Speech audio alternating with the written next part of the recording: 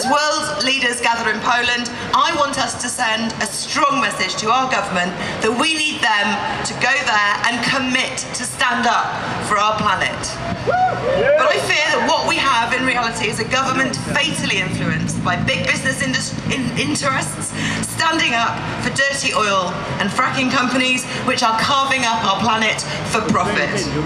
The Intergovernmental Panel on Climate Change report just weeks ago made it so clear that we have just 12 years to drastically reduce climate emissions, just over a decade to stop global temperatures from rising to dangerous levels, until 2030 to head off the destruction of the ecosystem upon which we and every other creature on our planet depends. We need to bring forwards all our targets now and stop messing around. Let's fix the areas where we've done the least so far. Let's shift transport from the internal combustion engine to being fueled by our own bodies, walking and cycling, and out of individual cars into shared transport, buses, trains and trams. Let's get on with sorting out fuel poverty with mass insulation and home improvements, sorting out the leaky, damp, cold homes so many of us have to live in, wasting heat, adding to climate change while costing us dear. And let's make renewable energy in our homes and communities the simplest thing in the world to plan, fund and develop. Our communities are ready and willing to do this. And none of this is hard. I mean, did I also mention that this Green New Deal will create thousands and thousands of worthwhile jobs? It'll keep areas, we need to keep areas dependent on current fossil fuels and dirty industries going, and we can do that with these methods. We need a transition plan that focuses on those areas, and we can really create the world that we want to do. I mean, the truth is we don't need rocket science to fix the climate, but we do need the will and the plan to get it done. And easiest of all, let's for pity's sake stop making it worse. Unfortunately, making things worse is what our government is mainly doing right now. It's building more runways, it's building more and bigger roads, it's forcing a new motorway through the middle of England, creating even more car-dependent communities all along its route. It's making this even worse by cutting buses in rural areas and towns across the country. It's cancelling new renewable projects like the Swansea Tidal Lagoon, and it's clamping down on onshore wind power. It's stopping small renewables from collecting feed-in tariffs. It's forcing fracking on our local communities against their will. And it's arresting peaceful protesters at fracking sites and those who want to highlight their failings by bringing protests to their door here in London. Sorry, that was a really long list, but the Conservative government is appalling. They told us that they would be the greenest government ever, but I think we know now how cynical that sham of a claim was. Like Michael Gove's much photographed Keep Cup, their promises are empty. All of us have consistently been let down by the Conservative governments who have put their vested interests and their money first. But I have to say, we've also been let down so far by the Labour Party too. Last week was the 10th birthday of the Climate Change Act, 2008. It was a good new law. It was a revolutionary idea. It was hard fought for by campaigners like you and me in one of the loudest and biggest campaigns I've seen in my lifetime. I remember it well.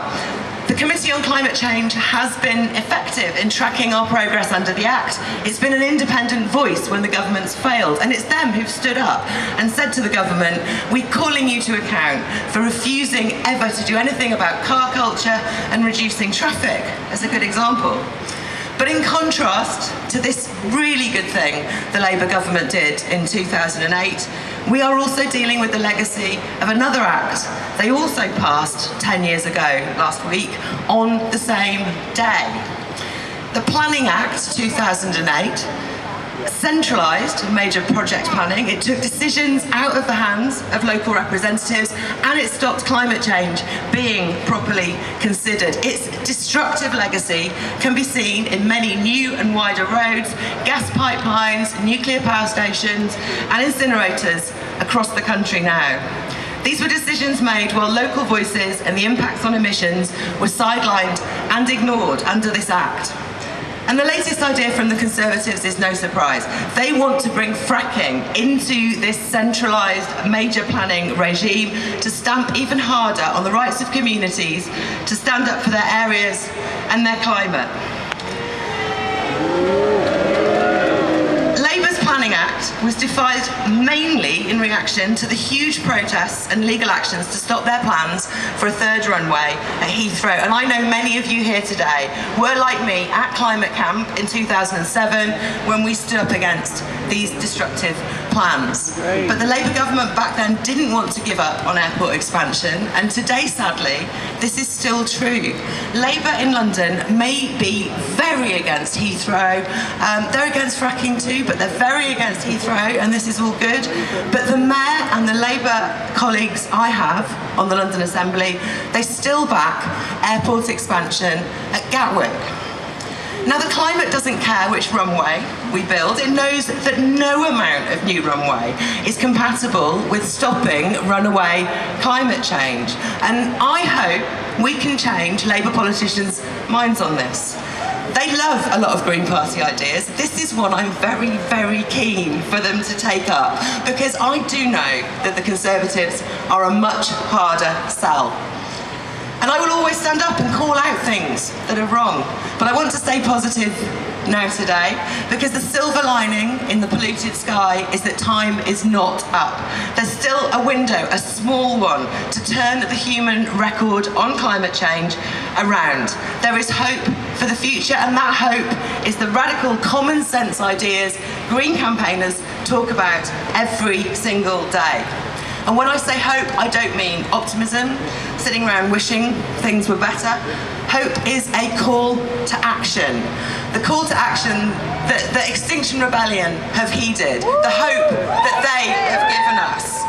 When protesters block roads to bring attention to the lack of action on climate change, when people rise up and say enough is enough and stand together, all ages, all backgrounds, because the one thing we have in common is our planet, that is hope.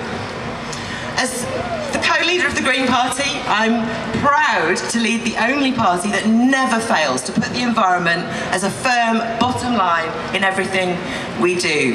We want to value not GDP, but what really matters. We're the ones who recognise that in all that we do, that we will either have a green, fossil-free future or no future at all.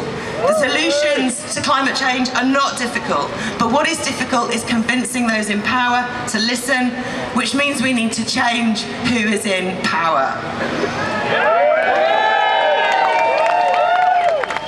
The fight for climate justice isn't easy, but it's the one fight which unites every living creature on this planet, and it's a fight which today we all say we will not stay quiet about. Thank you for being here today.